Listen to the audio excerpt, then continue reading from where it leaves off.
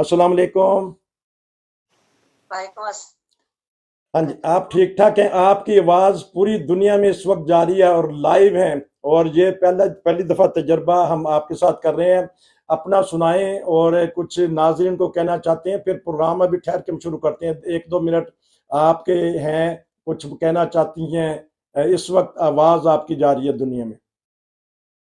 जी, बहुत बहुत शुक्रिया आपके मधु फरमाने का और हक की बात कहना, फिजा में अपनी आवाज को छोड़ देना, ये हमारी आकिबत, हमारी जिंदगी के उस सिलसिले के लिए एक शहादत बन जाती है जो परवरदिगार आलम ने कहा है कि मस्बत फिजा में छोड़ो, बोलो, अच्छा कहो, हक की हिमायत के लिए।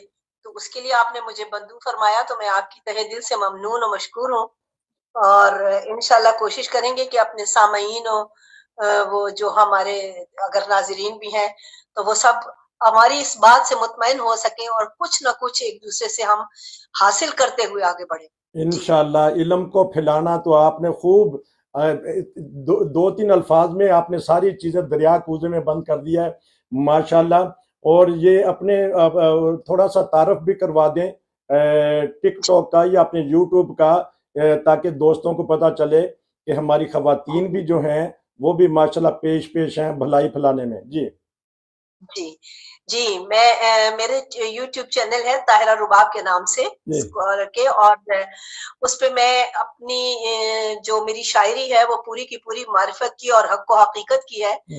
वो बेदारी ज़ात इंसान के लिए है, वो हमारा मकसद जिंदगी उस अपने आप में समेटे हुए है। और इसी सिलसिले के लिए आदाब जिंदगी सिखाती है, हमें जात से जात का शऊर अता करती है, और ज्यादा से ज्यादा अगर उसको मुलाहिजा फरमाएं तो कितनी ही रूहें उससे तस्कीन पा सकती हैं। वो मेरा अगर आप देखें तो आपको भी जरूर यकीनन अच्छा लगेगा। हाँ जी, शुक्रिया। क्योंकि अच्छा जी, आप इंटरनेशनल मीडिया पे भी आती रही, वो कुछ चैनल्स का नाम बता दें ताकि हमारे दोस्तों को पता चले कि आज कितनी मशहूर शख्सियत हमारे साथ हैं। जी, जब पाकिस्तान जाती हूँ वहां तो सारे प्रोग्राम्स टीवी पे किए जाते हैं, लेकिन मुसलसल जो मैं हफ्ते में एक बार 1 घंटे का प्रोग्राम, एक टीवी चैनल हिदायत है जो मजहबी है, चूंकि मैं मजहबी स्कॉलर हूँ और मैं रस्मी स्कॉलर नहीं हूँ सुने सुनाए का, बल्कि मेरी अपनी कुरान मजीद की जो हमें हिदायत है, कायनात के इसरार उसमें मौजूद हैं और आदाब जिंदगी मौजूद है, उनको आज की मुतमद्दन दुनिया के जो इंकिशाफात हैं उनको कुरान से उसकी शहादत देते हुए मैं वजाहत देती हूँ।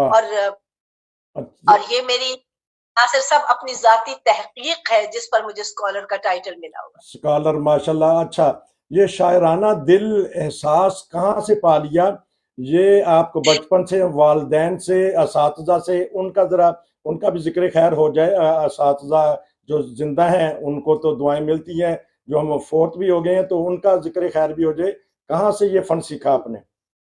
ये जी कुछ चीजें होती हैं जो खुदादाद होती हैं, वदीयत परवरदिगार जी, आप उनको साथ में लेकर आते हैं। मेरी वालदा जो थी वो भी बड़ी आरिफा थी और मेरे वालिद भी, लेकिन चूंकि हम तरबियत में अपनी माँ के पास ज्यादा रहते हैं, अच्छा, और बेटियों की सूरत में, तो उन्होंने उनके अंदर जो एक जज्बा और एक हक और हकीकत की आगाही और आशनाई थी उसने मुझे भी इंस्पायर किया। लेकिन कुछ ऐसी चीजें हैं जो मैं अपनी पैदाइश में साथ लेकर आई थी। अच्छा। और जी, और एक नादीदा से इश्क में मुब्तला थी बचपन से ही। अच्छा। और उस पर मेरी खुशकिस्मती ऐसी थी कि मेरी वालिदा वो इतनी बेदार रूह थी, इतनी रोशन ज़हनी तौर पर वो बुलंद थी, रोशन थी, कि उन्होंने मुझे तामीर करने में और ज्यादा जल्द अज जल्द मदद की और मैं कहीं से कहीं पहुंच। बहुत बहुत आपने खराज तहसीन दे दिया अपनी वालदा साहबा को, क्योंकि वालदैन ही तरबियत का सबसे जरिया बनते हैं। तो मैं, क्योंकि ये भी हो सकता है हम लगा दें रिकॉर्डिंग में, मैं राना साहब से पता करूं कि आपको आवाज आई है ताहिरा साहबा की?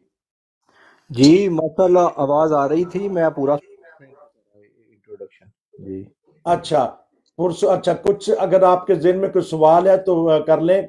कि भी हम मेरे साथ हैं राना ज़ीशान साहब, स्पेन से, वो एडवोकेट हैं, तो आजकल स्पेन में। हाँ जी, तो आदाब डॉक्टर एडवोकेट साहब। हाँ जी, رانا صاحب آپ کو سلام سلام دو. اگر کوئی سوال پوچھنا چاہتے ہیں تو پوچھیے گا, پھر ہم ایک جو اصل ہمارا ٹاپک ہے اس کے اوپر بات کرتے ہیں. جی رانا صاحب.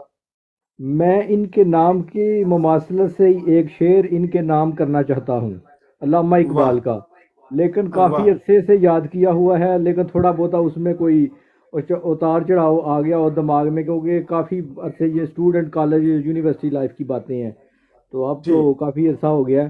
لیکن ان کے ارباب نام سے جو ہے نا, ہماری فیملی میں ہمارے حلقہ احباب کے کافی لوگ تھے, تو وہ ایک شعر مجھے یاد آ گیا ہے علامہ اقبال کا, اے شکوہ ارباب وفا بھی سن لے, ہو گرے ہمت سے تھوڑا سا گلا بھی سن لے. اچھا, اب ٹھیک ہے, ٹھیک پڑھا ہے جی آپا, انہوں نے صحیح پڑھا ہے کیونکہ انہوں نے خود ارباب میرا نام نہیں ہے, میرا نام رباب ہے. اچھا چلیں یہ بھی اس میں لائیو میں پروگرام میں یہ بھی ہو جاتا ہے کہ ناظرین یہ دیکھیں کہ ٹھیک ہو گیا. بہرحال آپ کا شعر کی داد ہے علامہ اقبال, پتہ ہے کہ بہت زیادہ تہہ دل سے ان کے لیے, ان کو ہم شکریہ ادا کرتے ہیں کہ انہوں نے اور فی الفور نام سنا اور ایک خوبصورت شعر کے ساتھ ہمیں ڈیلیگیشن کا لطف بھی ادا کیا. اچھا چلیں, بہت بہت شکریہ رانا صاحب. ہم انشاءاللہ اگر آپ نے کوئی سوال کرنا ہو تو کریں گے. تو ناظرین یہ تو ایک تھوڑا سا انٹروڈکشن ہے, یہ بھی لگ جائے گا انشاءاللہ. تو اس وقت میں پروگرام کروں گا ناظرین پاکستان کی جو موجودہ سیاسی صورتحال ہے, تو ایک درد دل رکھتی ہیں یہ 75 سال سے ہم بجائے ترقی کرنے کے پیچھے کو چلے گئے ہیں, اور ایک دوسرے کی دشمنی میں اتنے بڑھ گئے ہیں آگے کہ کوئی خیال ہی نہیں کرتے. بتائیے گا کہ آج کل کے حالات جو دیکھتی ہیں جبر کے, یہ کب جبر جو سا ہے اس میں امن میں بدلے گا؟ جی آپ سے میں نے کیا آپ کا سوال. جی میرے عزیز بردر, دیکھیے ہم جب تک اپنے آپ کو انسانیت کے زمرے میں اور اپنی حقیقت خلقت کو نہیں جانتے ہیں تو ہم اس دنیا پہ غدر مچانے میں کوئی بھی دقیقہ پر گزارش نہیں کرتے ہیں. دیکھیے قدرت نے ہمیں پیدا کیا ہے, اس نے نظام کائنات بنایا ہے, یہ دنیا مرتب کی ہے, اور اس میں رہنے کے کچھ اصول کچھ اطوار ہمیں سکھائے گئے ہیں دین کی طرف سے. اور وہی جو ہمارا دنیا میں کوئی بھی مذہب ہے وہ ہمیں آداب زندگی سکھاتا ہے, سلیقہ حیات سکھاتا ہے, رہنے سہنے کی تمیز سکھاتا ہے. یہ آئلی قوانین جس کو کہتے ہیں, معاشرتی قوانین, تو ان کو اگر ہم مد نظر نہیں رکھتے ہیں تو یقین کیجیے کہ ہم انسانیت کے نہیں درندے ہیں, ہم انسانیت کے زمرے میں نہیں رہتے ہیں واقعی. اور قرآن مجید میں بھی یہی ارشاد فرما رہا ہے میرا اللہ کہ اے میرے حبیب, یہ چلتے پھرتے لاشیں ہیں جن میں زندگی نہیں ہے. یعنی زندگی آپ کو اس قدر کے, اس احساس کی, اس رہن سہن کی تمیز کے, اس تہیں اور سلسلے اور قدم سکھاتی ہے جس سے آپ ایک خوبصورت معاشرتی زندگی گزارنے کے اہل ہوتے ہیں.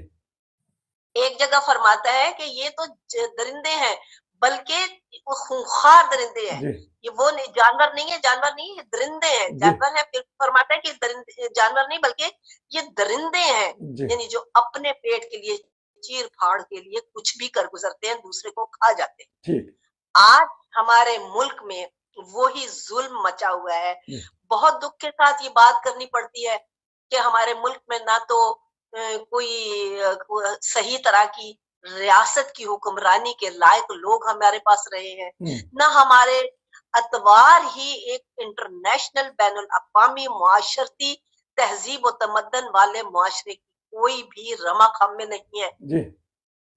ہم دین کے کسی اسلوب سے بہرہ نہیں ہیں, بلکہ پوری کی پوری ہمارے یہاں تو ایسے چل رہا ہے کہ جیسے ابلیس نے پورا ہر طرف اپنا پنجہ جما لیا ہے اور اب انسانیت کی ہر بات ختم ہو چکی ہے. انسانیت رہی ہے.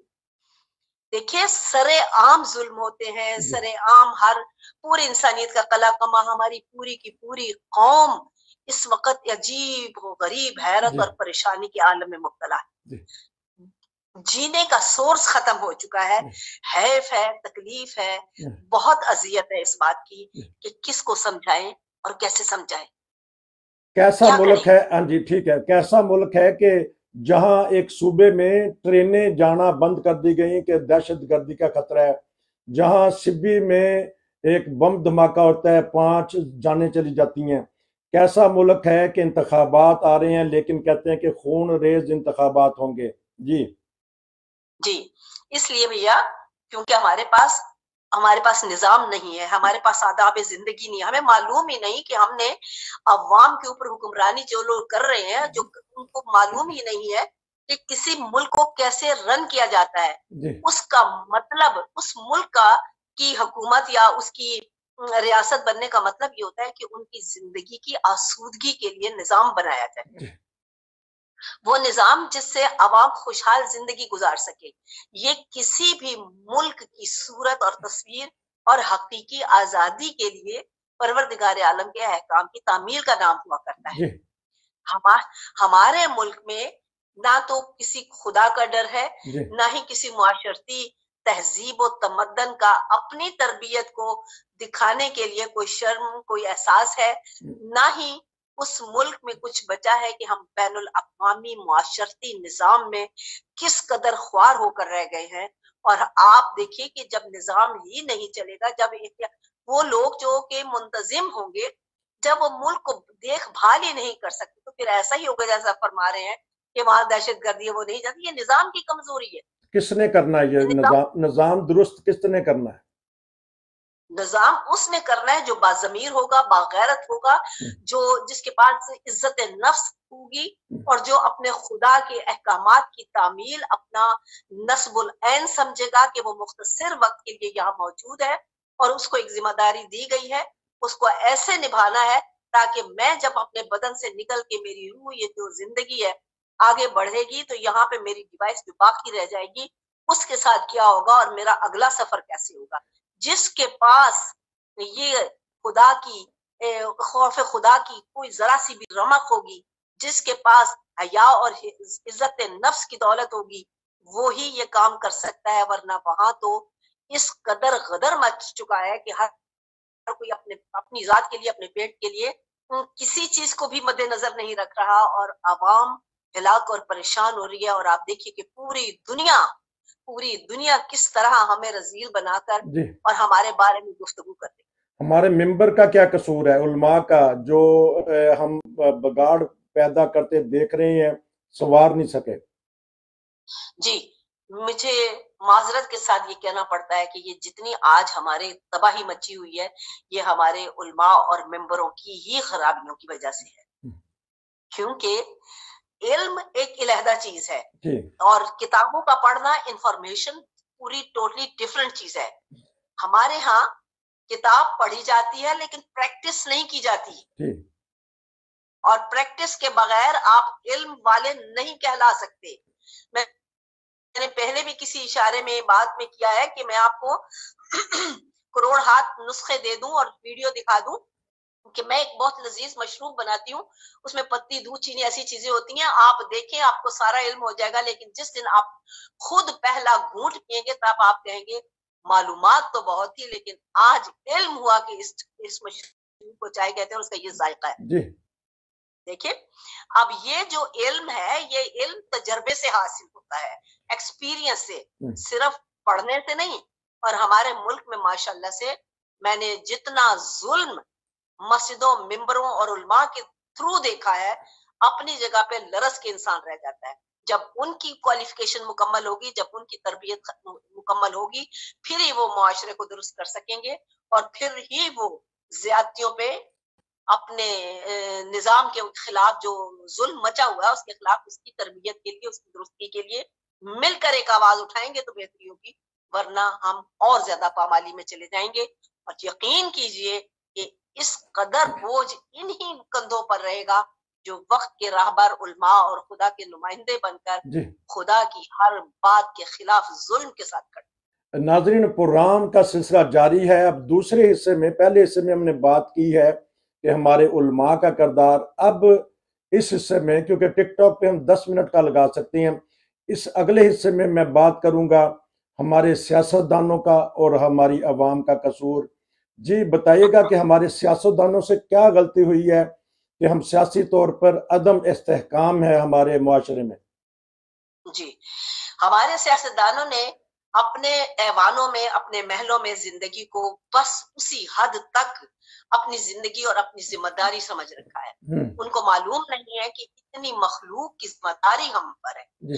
اسی لیے وہ ان کی یہ نااہلی اور ان کی خود غرضی، خود نفسی ہوس پرستی نے پورے ملک کا بیڑا غرق کر دیا اور عوام کو مظلوم اور مجبور اور محکوم بنا دیا گیا، اور عوام سفر کر رہی ہے. اب عوام کا یہ قصور ہے کہ وہ اپنے رائٹ کے لیے اٹھتی نہیں ہے. مل جل کر کتنے لوگ ہوتے ہیں جو نظام ملک کو، اس کشور کو، ہمارے کو برباد کرنے پہ اکٹھے ہوتے ہیں. کتنے لوگ، بے شک ان کے پاس اختیار ہوتے ہیں، لیکن عوام ان سے مہات درجے زیادہ ہے. اور اگر وہ مل کر اپنے حقوق کے لیے، اپنے خالی حقوق کے لیے نہیں، اپنی نسلوں کے لیے بھی، اپنے ملک کے لیے، ملک کی حفاظت کرنا ہم فرض ہے، اور ہم اس کے لیے آواز بلند کریں اور اس نجس نظام کو بدلنے کے لیے اپنی زندگیوں کو گلوے کار لائیں تاکہ سکون ہو سکے اور آئندہ نسلیں بھی سکون سے زندگی گزار سکیں. 75 سال میں اس ملک کا بیڑا غرق ہو گیا ہے، اور آج ہمارا حال یہ ہے، ہمارا نظام، ہماری زندگی، ہمارا اخلاق، ہماری تہذیب، ہماری معاشرتی پوری کی پوری کہانی گٹر میں اتر چکی ہے. یہ سب قصور اسٹیبلشمنٹ اور ہماری سیاستدانوں کا ہے. عدلیہ کو کیا دیکھتے ہیں؟ جہاں سے فیصلے ہونے چاہیے، قانون کی حکمرانی ہونی چاہیے، جہاں اللہ کا اور جو حکومت کا بھی قانون ہوتا ہے اس کو نافذ کرنا یا اس کا فیصلہ کرنا وہ ہماری عدلیہ نے کرنا ہوتا ہے. کہاں سے غلطی ایسی ہو گئی ہے کہ ہم صحیح فیصلے بر وقت نہیں کر سکے؟ 50 سال بعد بھی فیصلہ کہتے ہیں کہ یہ فیصلے غلط ہوئے تھے. جی، کوئی بھی بہادر انسان ان میں نہیں ہے. اس عدلیہ میں ہمیں کوئی بھی بہادر اور جرأت مند انسان کو نہیں ملتا کہ جو قانون کبریا کو، قانون کی ذمہ داری، فیصلوں کی ایک جج کی، یہ قانون کبریا کی ذمہ داری ہوتی ہے انسان پہ جسٹس کرنا، کسی انسان کے ساتھ زیادتی اور ظلم نہ ہو. لیکن وہاں پہ اتنی سرعام بربریت ہو رہی ہے، ایسے ایسے فیصلے ہو رہے ہیں جن کا کوئی سر پیر ہی نہیں ہے، اور جو مجرم ہیں ان کو پوری چھوٹ دی رکھی ہے، اور جو مجرم نہیں ہے ان کو دن بدن اذیتوں میں اتارا ہوا ہے. تو یہ دس از ناٹ اے جسٹس، یہ جسٹس نہیں ہے، یہ قانون فطرت کے خلاف ہے. اور فطرت میں جو چیزیں موجود ہیں جب ان سے بے خبری ہو، علم نہ ہو، تو چاہے کوئی جج کی ڈگری لے لے یا چاہے کوئی اسٹیبلشمنٹ میں بڑا ڈگری لے لے یا سیاستدان میں لے لے، جب آداب زندگی سے ہی بہرہ نہیں ہے تو پورے کا پورا نظام تباہ و برباد کرنے والے یہ لوگ مجرم ہیں. آج نہیں بلکہ حشر تک ہر اس انسان کا خون ان کے ہاتھوں پر ہے جو آسودگی زندگی ہے. بہت ہی خطرناک بات کر دی ہے ہماری اس بہن نے کہ دیکھیں کہ یہ خون لے کے جائیں گے اگر فیصلے درست نہیں ہوئے. آپ کا بہت شکریہ کیونکہ وقت دیر زیادہ ہو چکا ہے، تو امید ہے کہ نیکسٹ ٹائم بھی آپ ہمارے ساتھ آ کے پروگرام کریں گی اور ہمارے جو ناظرین ہیں ان کو اپنے قیمتی مشورے سے نوازیں گی. تو انشاءاللہ آپ اچھا جاتی دفعہ کوئی ایک شعر ہی سنا دیں اپنا، یا کوئی کلام قریب پڑا ہوا ہے یا ذہن میں ہے تو 1-2 شعر سنا دیجیے گا.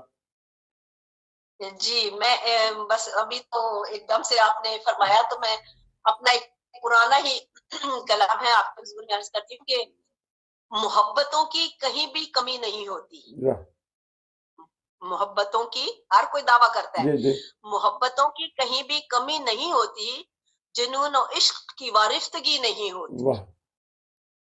اور میں ڈھونڈتی ہوں سرابوں میں لذت تریاق، میں ڈھونڈتی ہوں سرابوں میں لذت تریاق، سمندروں میں بھی اب تو نمی نہیں ہوتی. واہ واہ واہ، بہت خوبصورت شعر، سب کچھ بیان کر دیا. تو مقصود جعفری صاحب نے بھی جو کلام ہمیں بھیجتے رہتے ہیں وہ بھی ہم لگاتے ہی رہتے ہیں، بلکہ ہر روز سنتے ہیں کہ رخصت کے وقت آنکھیں ہماری جو نم نہ تھیں. یہ بہت ہی پیارا کلام ہم نے بار بار لگا رہے ہیں، سنتے بھی ہیں. تو آپ کے بھی ان کے ساتھ بڑے اچھے ماشاءاللہ تعلقات ہیں اس معاملے میں، کیونکہ انٹرنیشنل شاعرہ بھی ہیں آپ. تو بہت شکریہ، آپ سے پھر میں ملاقات ہوگی اور آپ کا پروگرام لیں گے. ناظرین یہ تھی ہمارے ساتھ رباب صاحبہ. امید ہے کہ آپ کو پروگرام پسند آیا ہوگا. نصیر کو اجازت دیجیے. السلام علیکم.